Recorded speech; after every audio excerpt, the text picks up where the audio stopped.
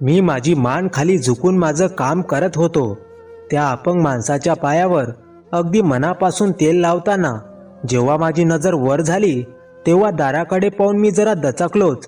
आज देखील तिथे त्या पुरुषाची तरुण बायको दारापाशी उभी राहून मला इशारा करत होती. माहीत नाही त्या बाईला माझ्याकडून काय पाहिजे होतं. मी घाबरून माझी नजर दुसरीकडे फिरवली, कारण की माझी अशी अजिबात इच्छा नव्हती की त्या पुरुषाने स्वतःच्या बायकोचं ते कृत्य पाहून माझ्यावर संशय घ्यावा.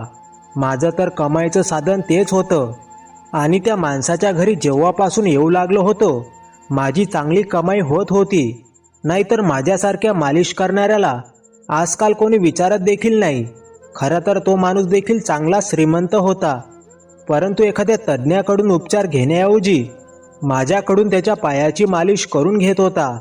त्याच्याकडे एक विशिष्ट प्रकारचे तेल होतं जे त्याला एका आयुर्वेदिक डॉक्टरांनी दिलं होतं. तो अर्धांगवायूचा रुग्ण होता. त्याच्या शरीराचा खालचा भाग अर्धांगवायूमुळे अगदीच निकामी झाला होता, परंतु त्या माणसाच्या व्यक्तिमत्वामध्ये एक असा रुबाब होता की मी देखील त्याच्यासमोर माझी नजर खाली झुकून असायचो. त्याच्या कपाळावर नेहमीच आट्या असायच्या, परंतु त्याची बायको तेवढीच बेफिकीर स्त्री होती. ती दिसायला खूप सुंदर तरुण दिसत होती. तिच्या साड्या देखील अगदीच महाग असायच्या, परंतु ती त्या साड्या अशा प्रकारे नेसायची ज्यातून तिचं ते आकर्षक शरीर कोणत्याही पुरुषाच्या नजरेत अगदी आरामात येत असे.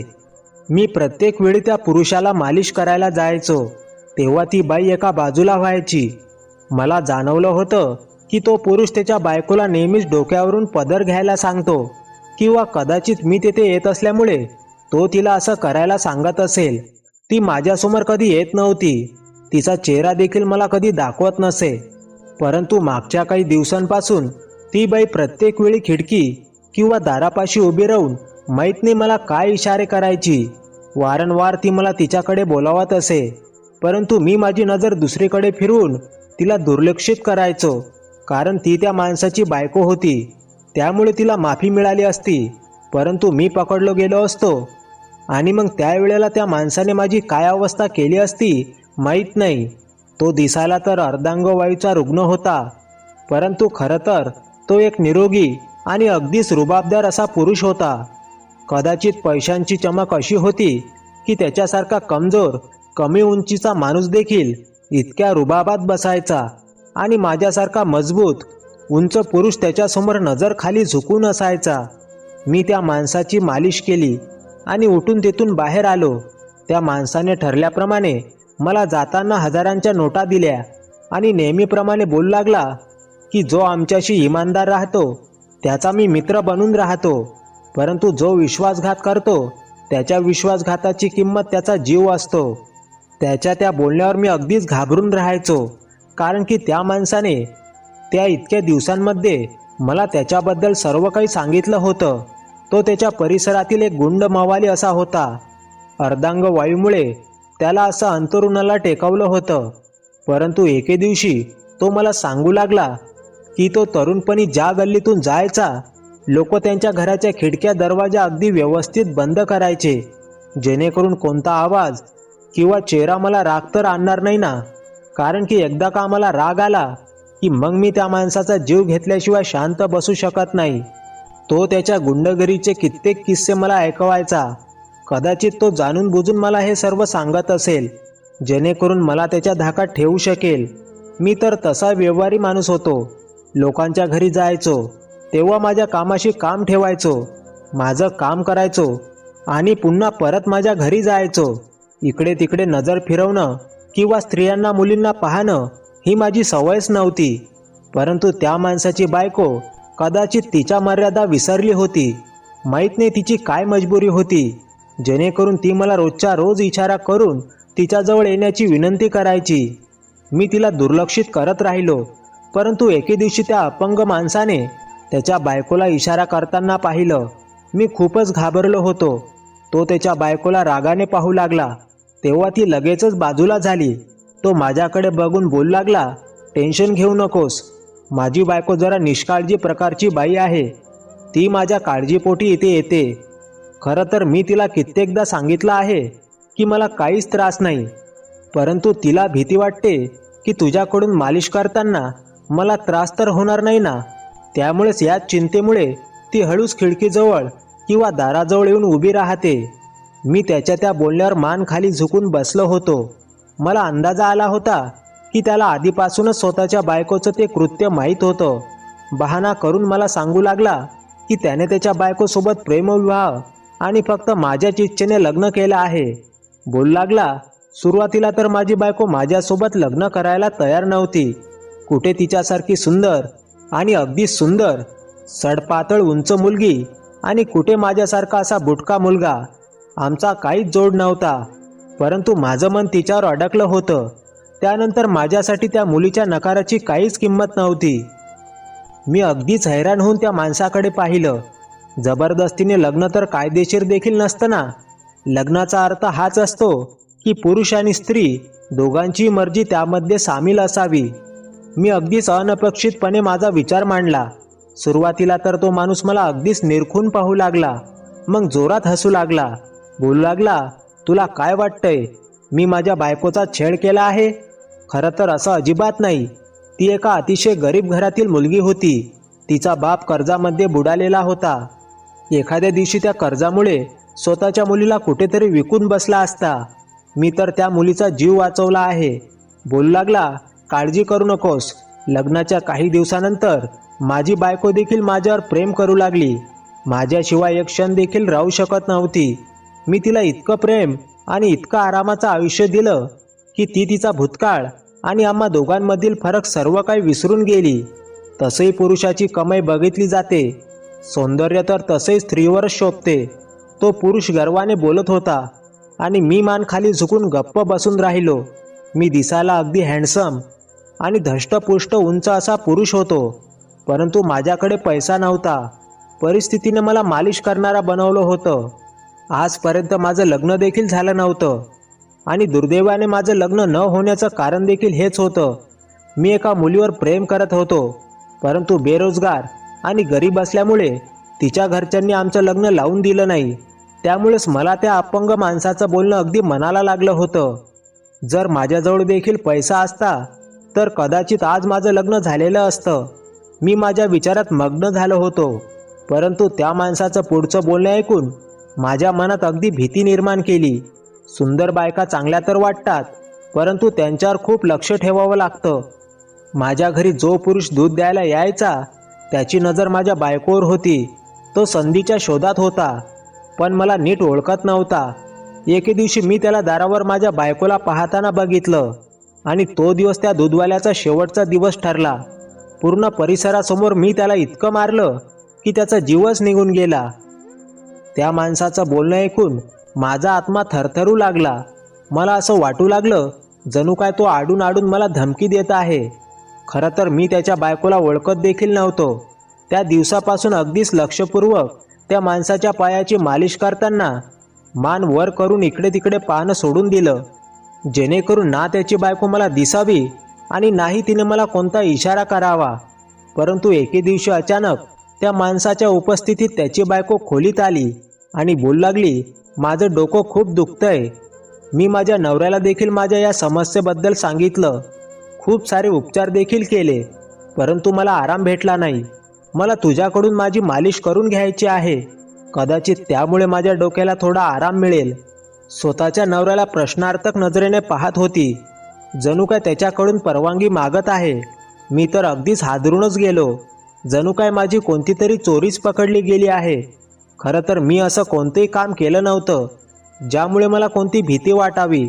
मला वाटू लागलं तो माणूस आता या गोष्टीचा राईचा पर्वत करून स्वतःच्या बायकोला नक्की मारेल आणि मला देखील मारून मारून घरातून बाहेर हाकलून लावेल.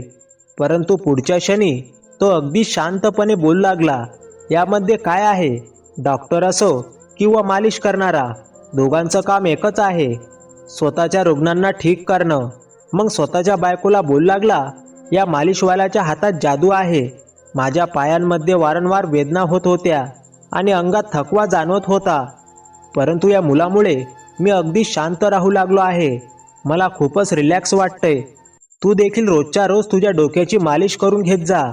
त्याच्या बायकोने खुश होऊन त्याला मिठी मारली आणि त्याचे आभार मानायला लागली. तर मी मात्र अगदीच हक्काबक्का होऊन बसलो होतो. ते दोघं नवरा बायको असे दाखवत होते जणू काय त्यांनी मला पैशांनी विकत घेतलं आहे. मला माझी मर्जी सांगायची होती. अशा माणसाच्या बायकोवर मला उपचार करायचे नव्हते, ज्या पुरुषाने फक्त त्याच्या बायकोला बघितल्यामुळे दूधवाल्याचा जीव घेतला होता. परंतु मी देखील मजबूर होतो. पैशांचा विचार करून लोभात पडलो आणि त्या बाईच्या डोक्याची मालिश करण्यासाठी सहमती दर्शवली. मी त्या माणसाच्या सूचनावरून त्या माणसाच्या पायाला तेल लावल्यानंतर लगेचच त्या बाईच्या डोक्याची मालिश करायला सुरुवात केली. काही दिवस तर सगळं काही नेहमीप्रमाणे सुरू झालं होतं. काहीच टेन्शन प्रॉब्लेम निर्माण झाला नाही. बहुतेक वेळा तरी त्या माणसाच्या समोर बसूनच मी त्याच्या बायकोच्या डोक्याची मालिश करायचो. तेव्हा ती पूर्ण वेळ फक्त माझी स्तुती करत राहायची की माझ्या हातामध्ये जादू आहे, तिची डोकेदुखी छूमंतर झाली आहे, तिला आता खूप शांतता जाणवते. त्यावर मी काहीच उत्तर देत नव्हतो. चोर नजरेने त्या माणसाला पाहायचो. तो देखील अगदी गंभीरपणे मलाच पाहत राहायचा. मी हाच विचार करून प्रत्येक वेळी त्याच्याकडे दुर्लक्ष करायचो की माझी नियत खराब नाही, जेणेकरून मला कोणतीच भीती असण्याचं कारण नव्हतं. मी त्या दोन्ही नवरा बायकोला वेगवेगळी वेळ देत होतो आणि रोजच्या रोज 5,000 रुपये त्यांच्याकडून घ्यायचो. मी खूप खुश होतो. पैसे देखील येऊ लागले होते. महिन्याला एक चांगली रक्कम माझ्याजवळ जमा व्हायची. परंतु एके दिवशी त्या माणसाचे काही मित्र त्याला भेटायला आले. त्याची बायको दुसऱ्या खोलीत होती. मी त्या माणसाच्या पायाची मालिश केली. तेव्हा त्याने मला दुसऱ्या खोलीत जायला सांगितलं. मी हैराण झालो. त्याने माझ्यावर कसा विश्वास ठेवला. परंतु मान झटकून मी होकारार्थी मान हलवून त्याच्या खोलीतून बाहेर पडलो. दुसऱ्या खोलीत असणारी त्या माणसाची बायको माझ्याच प्रतीक्षेत होती. तिला पाहताच एका क्षणासाठी मी दगडासारखा झालो. ती नुकतीच अंघोळ करून साडी नेसून बसली होती. त्या दिवशी तिने खांद्यावरून अजिबात पदर घेतला नव्हता. अगदीच मोकळेपणाने ती माझ्यासमोर बसली होती. माझ्यासमोर बसून प्रेमळ नजरेने मला पाहत होती. मला तिच्यापासून माझी नजर चोरावी लागली, कारण की ती बाई खूपच मोहक होती. कोणत्याही पुरुषाचा इमान ती खराब करू शकत होती. परंतु एका क्रूर माणसाच्या हवाली तिचा जीव कैद झाला होता. मी खूप हैराण होतो की इतक्या भयानक माणसासोबत राहून देखील ती बाई सावध राहत नव्हती. मी शांतपणे तिच्या डोक्याची मालिश करायला सुरुवात केली. त्या दिवशी देखील ती माझ्या त्या मालिश पद्धतीची स्तुती करत होती. परंतु त्यावेळेला तिचा अंदाज थोडा बदललेला होता. ती मला माझ्याबद्दल प्रश्न विचारू लागली. मग अचानक विचारू लागली, तुझी बायको तर खूपच भाग्यवान असेल. तू अगदीच देखणा असा पुरुष आहेस आणि तुला बाईला सुख कसं द्यायचं हे देखील माहीत असेल. मला माहीत होतं की ती मुद्दाम माझ्या बायकोबद्दल बोलत आहे, कारण तिला जाणून घ्यायचं होतं की माझं लग्न झालेलं आहे की नाही. मी तिला काहीच उत्तर दिलं नाही, कारण की मला तिच्यासोबत बोलून आमच्यामध्ये मैत्रीचे संबंध निर्माण करायचे नव्हते. त्या दिवसानंतर नेहमीच तो माणूस त्याची मालिश केल्यानंतर मला त्याच्या बायकोजवळ पाठवायचा. त्याची बायको देखील अनेकदा कामाचा बहाणा सांगून तिच्या खोलीतच थांबायची, जेणेकरून मी तिच्या खोलीत येऊन तिची मालिश करू शकेन. त्या माणसाचा माझ्यावरचा विश्वास आता वाढला होता. कधीकधी तो मला आडून धमकावायचा देखील की मी माझ्या मर्यादा विसरू नये, जेणेकरून माझं काही नुकसान होऊ नये. परंतु तो माझ्यावर आता विश्वास देखील ठेवू लागला होता. एके दिवशी मालिश करताना त्याच्या बायकोने मला एक विचित्र विनंती केली. बोलू लागली की मला तुझा पूर्ण वेळ पाहिजे. तू जसा घरी येतोस माझं मन करतं तू सरळ माझ्याजवळ यावं. जितका वेळ तू माझ्या घरी राहतोस मी तुझ्यासमोर बसून राहावं आणि तू माझ्या केसांमधून बोटं फिरवत राहावीस. मला तुझी सोबत खूप चांगली वाटते. त्या बाईचं हे असं बोलणं ऐकून मला खूप मोठा धक्का बसला. मी अगदीच गंभीरपणे म्हणालो, मी तर फक्त माझं काम करण्यासाठी इथे येतो, टाइमपास करण्यासाठी किंवा कोणाला सुख देण्यासाठी माझ्याजवळ वेळ नाही. परंतु मग अचानक तिने माझा हात पकडून मला थांबवलं आणि बोलू लागली की मी खूप एकटी आहे. नवऱ्याकडून मला सुख मिळत नाही. मी संस्कारी आहे, त्यामुळे घराबाहेर जाऊन पुरुषांसोबत मैत्री करू शकत नाही. बदनामीची देखील भीती आहे आणि माझा नवरा चांगला माणूस नाही. मला सर्व माहीत होतं, परंतु मी तिची मदत करण्याची माझ्यात हिंमत नव्हती. मी अगदीच कठोरपणे माझा हात सोडवण्याचा प्रयत्न केला, परंतु तिने माझा हात अगदीच घट्ट पकडला होता आणि मग रडू लागली. बोलू लागली, माझ्या लग्नाला 6 वर्षे झाली आहेत. मला आजपर्यंत माझ्या आईवडिलांना देखील भेटता आलं नाही. या नीच माणसाने मला त्याच्या कैदेत ठेवलं आहे. लग्नाला फक्त 1.5 वर्ष झालं होतं की माझ्या शिवाशापामुळे या माणसाला देवाने शिक्षा दिली आणि हा अर्धांगवायूमुळे असा अंतरुणाला खिळला. मला वाटलं की मला स्वातंत्र्य मिळेल. मी या क्रूर आणि दुष्ट माणसापासून सुटका मिळवू इच्छित होते. परंतु अपंग होऊन तर तो अजूनच माझ्या डोक्यावर बसला.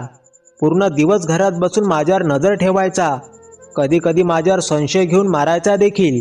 मी घरातलं सगळं काम करते, परंतु जर घराच्या दारावर एखादा पुरुष येतो तेव्हा नवऱ्याला वाटतं की मी त्या पुरुषाला बोलावलं आहे. मी शपथ घेऊ लागले की मी कोणत्या पुरुषाला ओळखत देखील नाही. मी एक साधी मुलगी होते. या माणसामुळे इतका अत्याचार, इतका छळ सहन करत आहे, तरी देखील मी गप्प राहिले. माझ्या नवऱ्याला माझा आधार मानत राहिले. परंतु आता माझी सहनशक्ती संपली आहे. माझा नवरा निरुपयोगी झाला आहे. मला आनंद देत नाही. मी दिवसभर झुरत राहते.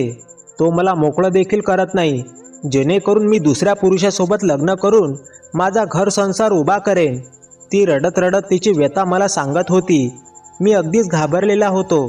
त्या माणसाची भीती माझ्या मनात होती, परंतु त्या बाईचं ते रडणं यामुळे माझी पावलं त्या खोलीत थांबली होती.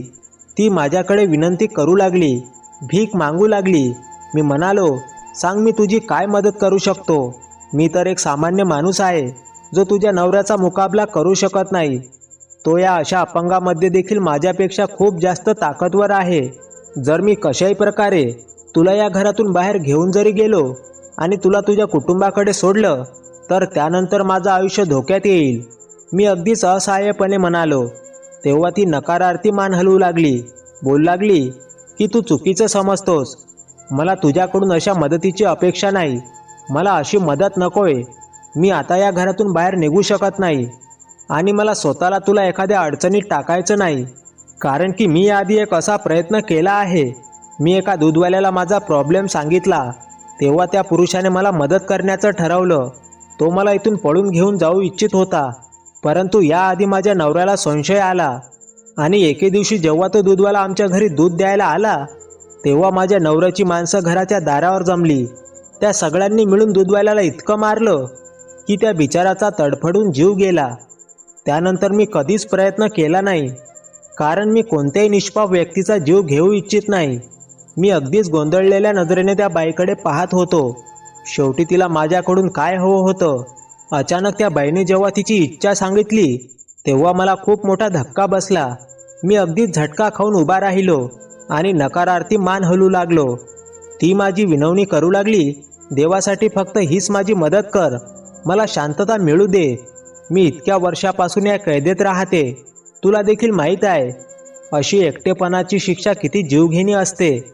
मला भीती आहे की एके दिवशी असंच रडत रडत इथेच माझा जीव जाईल.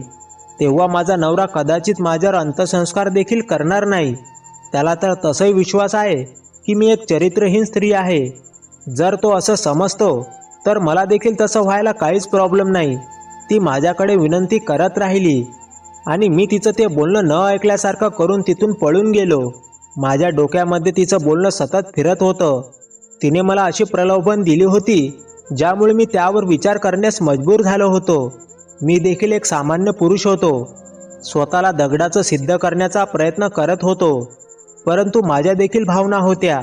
मी ते विचार झटकण्याचा खूप प्रयत्न केला, परंतु वारंवार त्या सुंदर स्त्रीचे विचार माझ्या डोक्यामध्ये चिकटले होते. दुसऱ्या दिवशी मी त्या माणसाची मालिश करायला पोहोचलो तेव्हा माझ्या शरीरात खूपच थकवा आला होता. तो माणूस मला पाहून बोलू लागला, आज तू खूप थकलेला दिसतोस. मी म्हणालो, हो, रात्रभर झोपू शकलो नाही. रात्री घरी जरा महत्त्वाचं काम होतं. त्याने फक्त होकारात्मक मान हलवली. मग अचानक मला विचारू लागला, तू तुझ्या घरी कधी गेला होतास? मी घाबरलो. मला वाटलं कदाचित तो माझ्यावर संशय घेत आहे.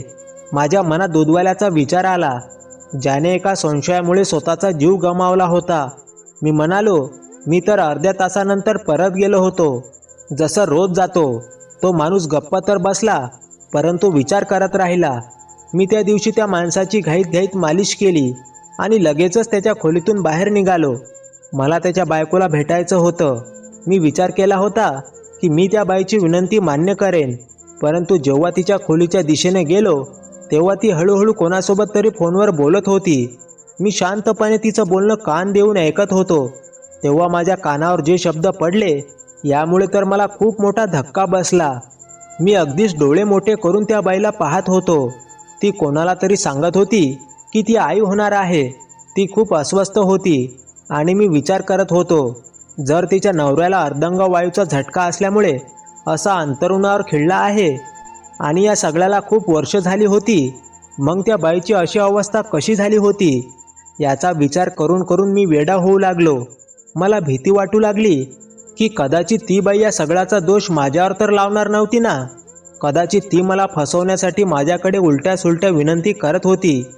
परंतु देवाने मला वेळेवर वाचवलं होतं आणि मी तिचं बोलणं ऐकून माझी पावलं मागे घेतली. मी त्या माणसाच्या बायकोच्या समोर गेलो नव्हतो. मला भीती होती की जर मी त्या बाईच्या समोर गेलो तर स्वतःवर अजून मी नियंत्रण मिळवू शकत नाही आणि मग तिची विनंती मान्य करेन. त्या माणसाच्या संशयास्पद नजरेने आणि त्या बाईच्या बोलण्याने मला सावध केलं होतं. पुढचे 2-3 दिवस मी मालिश करायला जायचो. तेव्हा त्या माणसाची मालिश करून मी परत घरी जायचो. परंतु तरी देखील तो माणूस बहाण्याने मला प्रश्न विचारायचा की मी त्याच्या घरून कधी गेलो. मी हैराण होऊ लागलो. तो तर स्वतःला मला खिडकीतून जाताना बघायचा आणि मग माहीत नाही का मला पुन्हा पुन्हा प्रश्न विचारायचा. माझ्या त्या आश्चर्यावर तो एकदा मला बोलू लागला, मी तुला खूप दिवसांपासून ओळखतो. तुझ्यावर मला आता विश्वास बसला आहे. मला माहीत आहे की तू लवकर जातोस, परंतु मी देखील मजबूर होऊन हा प्रश्न विचारतो, कारण की मागच्या काही दिवसांपासून मला असं जाणवतंय की संध्याकाळनंतर माझ्या घरात कोणीतरी पावलांनी येतोय. मी अपंग झालोय, बेडवरून उठू शकत नाही, परंतु अनेकदा शांततेत माझ्या बायकोंचे चित्रविचित्र आवाज ऐकू येतात आणि एका पुरुषाचा बोलण्याचा देखील आवाज जाणवतो. बायकोला बोलावून विचारतो तेव्हा ती खोटं बोलते की ती किचनमध्ये काम करत असते. पण मी वेडा नाही, मला सगळं समजतंय. माझ्या घरामध्ये कोणीतरी पुरुष गुपचूप येतोय. मी हे ऐकून जरा घाबरलोच. कदाचित त्या बाईने माझ्या नकारानंतर दुसऱ्या कोणाला तरी तिचा साथीदार बनवला आहे. मला खुश व्हायला पाहिजे होतं की माझा जीव वाचला, परंतु माहीत नाही का माझ्या मनामध्ये निराशा वाढली होती. परंतु जर मी त्या बाईचं म्हणणं ऐकलं असतं तर माझा देखील फायदा होता, परंतु मला माझा जीव देखील प्यारा होता. एके दिवशी तो माणूस मला बोलू लागला, तू माझ्या बायकोच्या डोक्याची मालिश पुन्हा सुरू कर, जेणेकरून तुझ्यासोबत वेळ घालवल्यानंतर तिला जरा आराम वाटेल. मला वाटतंय की तिला शांतता पाहिजे आणि याच प्रयत्न ती काहीतरी चुकीचंही करू शकते. मला आश्चर्य वाटलं, कारण की त्या माणसाला स्वतःच्या बायकोच्या इच्छा माहीत असून देखील तो दुर्लक्ष करत होता. त्याला स्वतःच्या बायकोचा तीव्र तिरस्कार वाटत होता. मला वाटलं की त्याला जाणीव करून द्यावी की त्याने त्याच्या बायकोला या अवस्थेत मोकळं करावं. ही जबरदस्तीच तर त्याच्या बायकोला गुन्हा करण्यासाठी मजबूर करत आहे. त्या माणसाच्या विनंतीवर मी लगेच तयार झालो. मी देखील संधीच्या शोधात होतो. सुरुवातीला तर काहीतरी बहाणा करून त्या माणसाच्या जवळ बसून राहिलो. त्याला असं दाखवलं जणू काय त्याच्या सांगण्यावरूनच मी त्याच्या बायकोजवळ जात आहे, नाहीतर मला काहीच रस नाही तिथे जाण्यात. त्या दिवशी दुसऱ्या खोलीत मी त्या माणसाच्या बायकोजवळ गेलो. तेव्हा समोरचं दृश्य पाहून मला खूप मोठा धक्का बसला.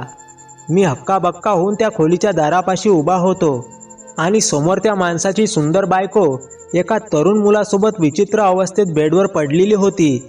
मी पाहिलं तेव्हा अगदीच हडबडून उठून बसली. तो मुलगा देखील घाबरला आणि घाईघाई स्वतःला सावरत खोलीतून बाहेर निघून गेला. मी त्या घराचा मालक नव्हतो आणि नाही माझा त्या बाईवर असा कोणता अधिकार होता जेणेकरून मी त्या मुलाची कॉलर पकडावी आणि त्याला प्रश्न विचारावे. त्यामुळे मी शांतपणे त्या मुलाला जाऊ दिलं. परंतु मागे अचानक ती बाई रडू लागली आणि मला बोलू लागली, हा मुलगा माझ्या नवऱ्याचा भाचा आहे. त्याच्या मामाच्या अशा अपंगानंतर तो अनेकदा आमच्या घरी येऊ लागला. माझ्यासोबत उलटसुलट वागायचा. मी 1-2दा माझ्या नवऱ्याला सांगण्याचा प्रयत्न देखील केला, परंतु माझा नवरा उलट मलाच हे बोलून गप्प करायचा की तू त्या मुलाची मामी आहेस आणि त्याच्या भाच्याला नात्यांचा पवित्रपणा याचा विचार आहे. बोलू लागला, मी माझ्या भाच्याला स्वतः बोलावतो, जेणेकरून जर घरामध्ये काही काम असेल तर ते काम तू याच्याकडून करून घेऊ शकतेस. मला परपुरुषांवर विश्वास नाही. नवऱ्याने विश्वास न ठेवल्याने आणि प्रत्येक वेळेला असं फटकारल्याने मी देखील गप्प बसायचे. त्यानंतर मी नवऱ्याकडे तक्रार करणे सोडून दिलं. परंतु त्या मुलाचं वाईट कृत्य दिवसेंदिवस वाढतच होतं. काही महिन्यांपूर्वी तो रात्री कूस ओलांडून घरात यायचा. मी नवऱ्याच्या त्या अर्धांगवायूमुळे दुसऱ्या खोलीत झोपू लागले होते आणि ही गोष्ट त्या मुलाला चांगलीच माहिती होती. त्यामुळे तो रात्री घरात आल्यानंतर माझ्या खोलीत शिरण्याचा प्रयत्न करू लागला. काही दिवस तर मी स्वतःला वाचवत राहिले, परंतु एके दिवशी तो खिडकीतून खोलीत प्रवेश करण्यामध्ये यशस्वी झाला. मी अगदीच गांभीर्याने त्या बाईचं बोलणं ऐकत होतो. मला वाटू लागलं ती फक्त खोटं बोलत आहे. तिला जर वाटलं असतं तर ती तिच्या नवऱ्याच्या खोलीत झोपू शकली असती. ती खूपच वाईट पद्धतीने रडत होती, परंतु मला आता तिच्यावर विश्वास नव्हता. बोलू लागली, पहिल्यांदा जेव्हा तो मुलगा माझ्या खोलीत आला होता तेव्हा त्याने माझा आवाज दाबून माझ्यावर जबरदस्ती केली आणि माझ्या इज्जतीचे धिंडवडे काढले. मी माझ्या नवऱ्याला मदतीसाठी देखील बोलावू शकत नव्हते. जर मी माझ्या नवऱ्याला आवाज दिला असता तर तो माझ्या मदतीसाठी येऊ शकला नसता. उलट मलाच कॅरेक्टरलेस बोलला असता, कारण तो त्याच्या भाच्याला खूप सभ्य समजत होता. त्या दिवशी माझ्या नवऱ्याचा मला खूप तिरस्कार वाटत होता. त्या माणसाने जबरदस्तीने माझ्यासोबत लग्न केलं होतं. खरं तर तो या लायकीचा नव्हता की एखाद्या स्त्रीचा तो नवरा होऊ शकेल. त्याला हा अर्धांगवायूचा झटका आल्यानंतर देखील त्याने मला मुक्त केलं नाही आणि फक्त त्यामुळेच मी त्याच्या घाणेरड्या भाच्याची शिकार झाले. बोलू लागली, त्या दिवसानंतर त्या मुलाची हिंमत वाढू लागली. दिवसभर लोकांच्या समोर अगदी सभ्यपणाचा मुखवटा घालून रात्री माझ्या खोलीत जबरदस्तीने घुसून माझ्यासोबत जबरदस्तीने संबंध निर्माण करत राहिला. मला समजलं की त्याची अवस्था काही दिवसांपूर्वी माझ्यासमोर उघडकीस आली होती. म्हणजेच ती जी गरोदर होती त्या सर्वांचा जबाबदार तो मुलगाच होता. ती रडत मला बोलू लागली, मी आज पुन्हा एकदा तुझ्याकडून तीच मदत मागते. माझ्यावर विश्वास ठेव. माझी मदत करून तुझा देखील फायदा होईल. ती मला पुन्हा त्यासाठी तयार करू लागली. तिची इच्छा होती की मी तिच्या नवऱ्याची मालिश केल्यानंतर संधी साधून तिच्या नवऱ्याला मारून टाकावं. बोलू लागली, माझ्या नवऱ्याचा जो काही पैसा, जी काही संपत्ती आहे त्या सगळ्यांबद्दल मला माहिती आहे. मी कोणालाही त्याच्या हत्येबद्दल सांगणार नाही. त्यानंतर आपण दोघे तो पैसा अर्धा अर्धा वाटून घेऊ. मग तू तुझ्या मार्गाला जा आणि मी माझ्या आईवडिलांजवळ जाईन. आपण पुन्हा कधीच भेटणार नाही. पैशांच्या लोभापायी मी त्या बाईला भेटायला आलो होतो, परंतु जेव्हापासून त्या भाच्याचा त्या बाईसोबत संबंध पाहिला होता मी माझी पावलं मागे सरसावली होती. ती तिच्या डोक्याची शपथ घेऊन मला खात्री पटवून देऊ लागली की ती खरी आहे. ती तिच्या नवऱ्याची आणि तिच्या भात्याच्या अत्याचाराची शिकार झाली होती. मी तिच्यावर विश्वास ठेवून देखील तिच्यावर तिची मदत करू शकलो नाही, कारण मला अशा कुटुंबासोबत पंगा घ्यायचा नव्हता, ज्या कुटुंबाचा प्रत्येक पुरुष एक नीच माणूस होता, असंस्कार होता आणि पोलीस त्यांच्या खिशात होती. मी तिथून निघून आलो. परंतु दुसऱ्या दिवशी जेव्हा मी त्या माणसाची मालिश करायला पोहोचलो तेव्हा घराच्या समोर गर्दी पाहून जरा घाबरलोच. आतमध्ये जेव्हा गेलो तेव्हा मी लोकांना प्रश्न विचारले की तुम्ही इथे का जमले आहात. माझे हृदय धडधडत होतं. मला वाटलं त्या बाईने स्वतःच्या नवऱ्याचा जीव घेतला आहे. परंतु लोकांनी मला जे सांगितलं त्यामुळे तर माझ्या पायाखालची जमीनच सरकली होती. बोलू लागले, त्या माणसाच्या बायकोचे त्याच्या भाच्यासोबत प्रेमसंबंध चालू होते. नवऱ्याने दोघांनी रंगेहात पकडलं आणि मग दोघांनाही मारून टाकलं. मी घाबरतच पुढे गेलो तेव्हा तो माणूस मान खाली झुकून व्हीलचेअरवर बसलेला होता. त्याच्यासोबत 2-3 हट्टेकट्टे पुरुष उभे होते आणि समोर जमिनीवर त्या माणसाचा तरुण भाच्याचा आणि त्याच्या सुंदर बायकोचा मृतदेह होता. मी त्या बाईला पाहून तिथे स्तब्ध उभा राहिलो. त्या बाईची रडवलेली विनंती आणि शब्द मला आठवू लागले. मला तिच्यावर दया आली. पोलीस तिथे पोहोचले होते, परंतु तो माणूस जसा अगदी शांतपणे बसला होता त्यावरून मला समजलं होतं की तो स्वतःला केसमधून अगदी आरामात बाहेर काढू शकेल. ती मेलेली स्त्री अजूनही पुरुषांच्या अपमानित शब्दांचा शिकार बनलेली होती आणि माझी इच्छा असूनही मी कुणाला सांगू शकलो नाही की ती अत्याचारी स्त्री तर स्वतः अत्याचाराची शिकार होत मेली होती. मी अगदीच निराशाने मान खाली झुकून त्या घरातून बाहेर निघून आलो. त्या बाईसारख्या कित्येक कमनशिबी स्त्रिया जेव्हा सुंदर शरीर घेऊन गरीब घरात जन्माला येतात तेव्हा कदाचित त्या देखील हा असाच अपमान सहन करत करत एक दिवस मरून जातात. तर मग मित्रांनो, तुम्हाला ही कथा कशी वाटली कमेंट करून नक्की सांगा. आणि कथा आवडली असेल तर व्हिडिओला लाईक करा. आणि कथा शेवटपर्यंत बघितली असेल तर प्लीज चॅनलला सबस्क्राईब करा. शेवटपर्यंत कथा बघितल्याबद्दल तुमचे मनापासून खूप खूप आभार. पुन्हा भेटू नवीन कथेसह. धन्यवाद.